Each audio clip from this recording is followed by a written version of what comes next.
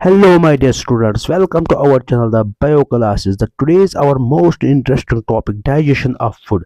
हम इस वीडियो में देखेंगे कि फूड की डाइजेशन कैसे होती है inside our digestive system. In buccal cavity, teeth and tongue with the help of saliva masticate the food.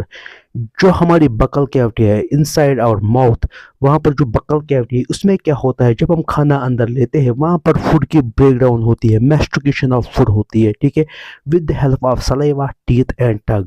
जो सलाइवा जो है ये एक एंजाइम है जो हमारे माउथ में प्रेजेंट होता है, ठीक है. Mucus in saliva help us in lubricating food into the bolus.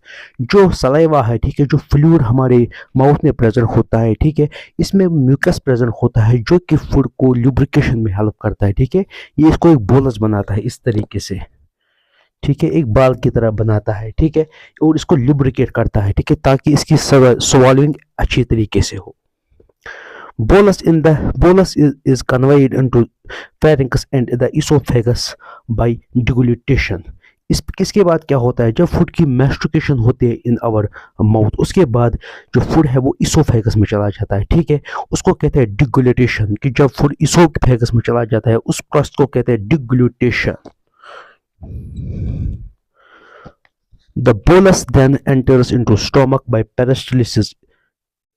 Peristalsis of oesophagus. उसके बाद क्या होता है, जब फूड हमारे इसोफेगस के अंदर जाता है, ठीक है, उसके बाद जो हमारी इसोफेगस है वो उस तरीके से पेरिस्टालिसिस करती है, ठीक है, कंट्रैक्शन, रिलैक्सेशन, जिसकी वजह से जो बोलस है वो हमारे स्टोमक में जाता है, ठीक है.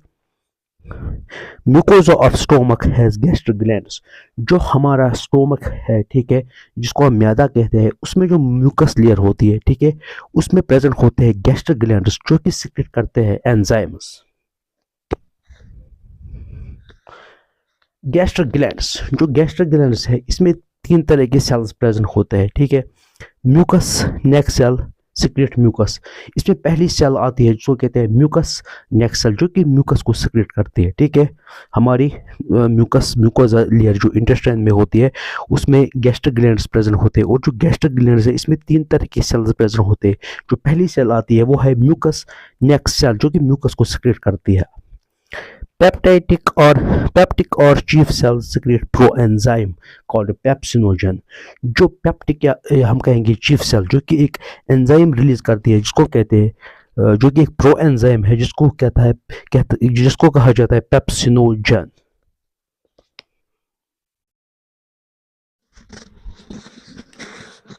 अब जो तीसरी टाइप सेल होती है गैस्ट्रिक ग्लैंड की, उसको कहते हैं पैराइटल और ऑक्जेंटिक सेल, जो कि HCl को सिक्रेट करती है, जिसको कहते हैं हाइड्रोक्लोरिक एसिड, जो कि स्टोमक में प्रेजेंट होता है.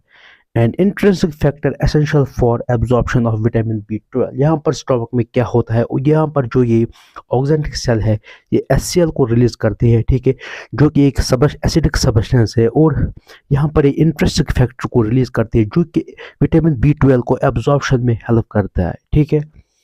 Stomach stores food 4 to 5 hours. जो स्टोमक है यहाँ पर फूड रहता है 4 से 5 घंटे तक. The food then mixes with gastric juice by churning movement of muscular wall called chyme.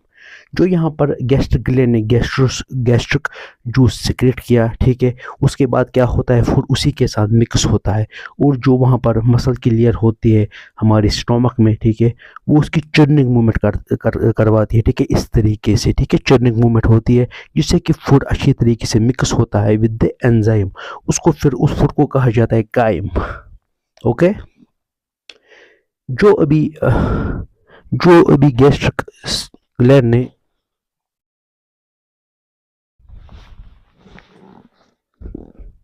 जो अभी peptic cell of the stomach जिसने पेप्सिनोजन को रिलीज किया, जो कि एक inactive form of the enzyme है, ठीक है, उसको फिर क्या होता है, जो HCl के प्रेजेंस में वो कन्वर्ट होता है एक्टिव फॉर्म ऑफ एंजाइम जिसको कहते हैं पेप्सिन. जब पेप्सिन बनता है, ठीक है, स्टोमक के अंदर, उसके बाद क्या होता है, जो वहाँ पर हमारे खाने में प्रोटीन प्रेजेंट होते हैं, ठीक है, वो पेप्सिन की हेल्प से कन्वर्ट होते हैं in the form of proteases and peptones, जो कि स्मॉलर फॉर्म ऑफ प्रोटीन है। ठीक है, यहाँ पर प्रोटीन की ब्रेक डाउन होती है इन द स्टोमक। आपने देखा कि बकल कैविटी में क्या होता है, वहाँ पर जो कार्बोहाइड्रेट है वहाँ पर उसकी डाइजेशन होती है। ठीक है, mucus plus bicarbonate help in lubrication and prevent mucosal epithelium from the HCl. जो म्यूकस है, जो कि हमारे स्टमक में प्रेजेंट होता है, जो म्यूकस सेल रिलीज करती है, प्लस बाइकार्बोनेट आयन्स, उसकी हेल्प से फुट की लुब्रिकेशन होती है। ठीक है, और इसका काम होता है म्यूकस और बाइकार्बोनेट का जो म्यूकोजल एपिथेलियम है, ठीक है, उसको एचसीएल से बचाना, जो क्योंकि एचसीएल जो है वो एसिडिक क्योंकि वो एसिडिक होता है। ठीक है, जो यहाँ पर म्यूकस एंड बाइकार्बोनेट है वो म्यूकोजल एपिथेलियम, वो स्टोमक की लाइनिंग को बचाते हैं फ्रॉम द एचसीएल, जो कि स्टोमक की लाइनिंग होती है म्यूकोजल एपिथेलियम, उसको बचाती है किससे? एचसीएल से, जो कि एक एसिडिक सब्सटेंस है।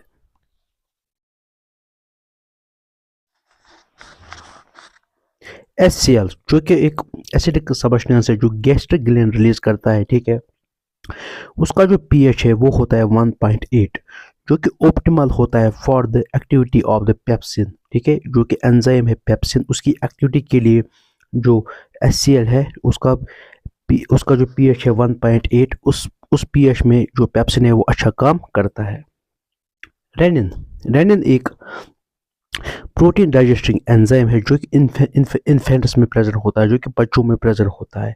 उसका क्या काम क्या होता है? यह है प्रोटियोलाइटिक एंजाइम, जो कि प्रोटीन को ब्रेक डाउन करता है। Helps in digestion of milk protein, इसका काम है जो मिल्क में प्रोटीन होता है वो उसको डाइजेस्ट करता है। Small amount of lipase is also secreted by gastric glands, जो गैस्ट्रिक ग्लैंड्स है ये कुछ अमाउंट में लाइपेसेस भी रिलीज करता है, जो कि लाइपेसेस वो एंजाइम होते हैं जो कि फैट को ब्रेक डाउन करते हैं, या हम कहेंगे लिपिड को ब्रेक डाउन करते हैं। अब हम नेक्स्ट वीडियो में इसको फर्दर कंटिन्यू करेंगे। Thank you.